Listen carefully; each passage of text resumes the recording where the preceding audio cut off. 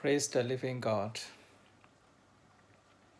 The title of my message for you today is Spirit Don't Die. Spirit Don't Die. Spirit Don't Die. My name is Pastor Benedict Olatomide Omale of Jesus Refuge International.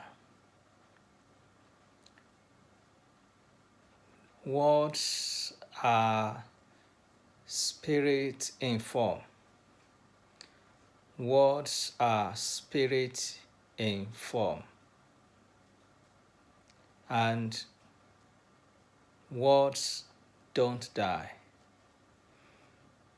Words don't die. Why is it that words don't die? The reason why words don't die is because the Bible describes God as being spirit.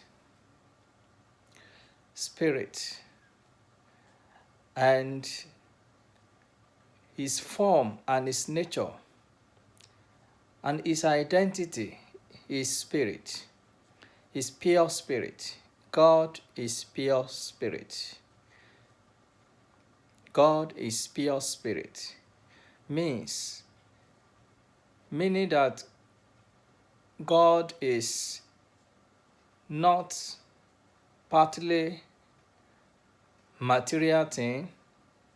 It's not partly wood. It's not partly stone. It's not partly iron. It's not partly dust. It's not partly anything you can think of in terms of visible manifestation. It's not like anything. God is not partly wood or iron. God is pure spirit. Is pure spirit. And his form is spirit as well, which means you cannot describe him, you cannot define him rather, or identify him as anything visible to human eyes, at least to 5 human senses, namely touch, taste, smell, hear, and feel. God is to be identified in spirit form, and he created visible and invisible, but the invisible gave birth to the visible. Everything that you see have their initial form in spirit form. The initial form is spiritual. Everything you see has their initial form in the realm of the spirit, and that is God's realm. God fills everything, and God is everywhere. He is spirit in form. And that is why the first commandment says that we shall not worship anything, any idol, any visible thing, not in the sky, not in the air, not in the ground, not in the firmament, not anywhere, not even the sea, not anywhere else. Any visible thing must not be worshipped. It is abomination to the living God. And remember the start, at the beginning of this message, I said that spirits don't die. Spirits don't die. And that is why God is immortal. God is immortal God. That is not subjective. He's not subjected to death. God cannot die, and God is essentially and pure spirit. The Bible describes God as such in John chapter 4, verse 24. He said, God is spirit, and those who worship him must worship him in spirit and in truth. Now, how do you do that? How do you worship God in spirit? If God is spirit, how do you worship God in spirit? Now, if God is spirit, and the Bible described you, human, as spirit, because God created man in his own image. And what is that image we're talking about? Is spirit, because God is spirit. If God is spirit, his identity, his nature is spirit. So you, created in his likeness and nature, you are spirit as well. And that is when you identify as God invisible body. God invisible body. Which part of you do you have in resemblance with God? It's not your physical body. It's not your physical body. Your physical body is the temple of God. That is the residence of God who dwells in you.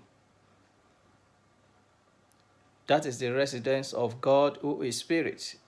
So you are not dust. You are not dust. The body you carry is the temple. The you is inside of you, of your body. And that is the life of God that you have. That is the life of God that you have. And this gives you the power to have dominion. It gives you the power to have dominion over the creation, over the works of God in this earth. So, if God is spirit and you are a spirit, how do you relate with this God? How do you relate with this God? How do you worship this God, in another word? How do you fellowship with this God? How do you maintain fellowship with this God? How do you communicate with this God? It is also in spirit form. It is also in spiritual way.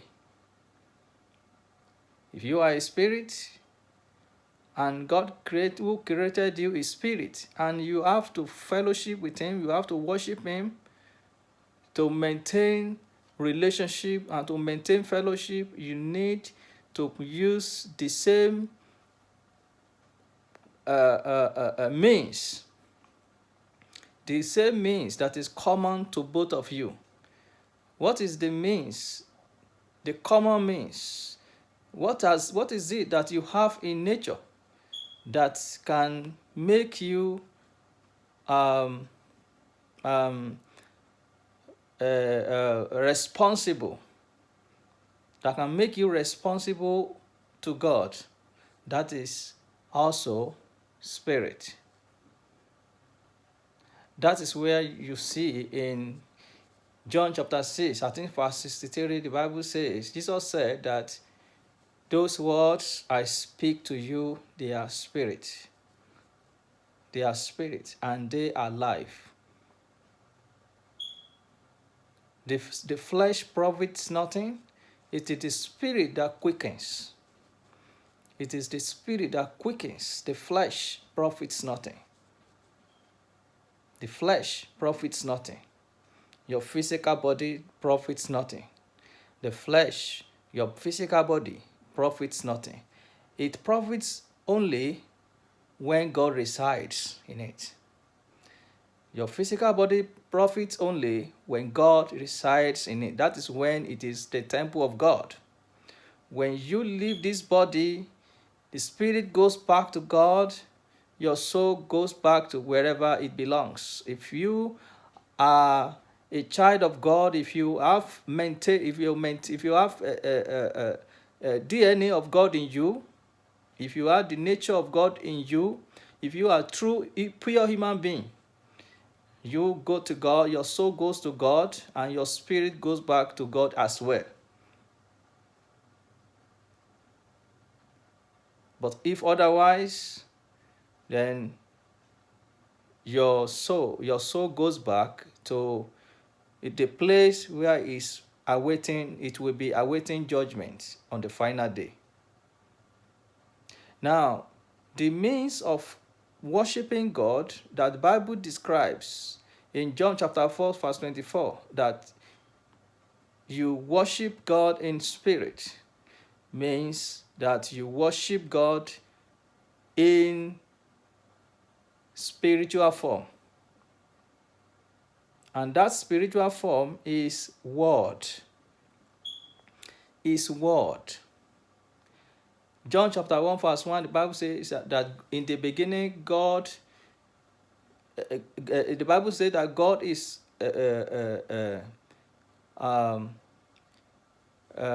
God is that God created man in his own image, you know. You see, let's see John chapter 1 verse 1.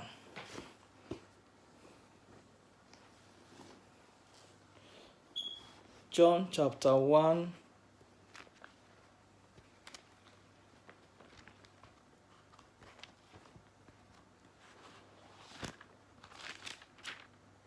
in the beginning was the Word. The Bible says that in the beginning was the Word, and the Word was with God, and the Word was God. In the beginning was the Word.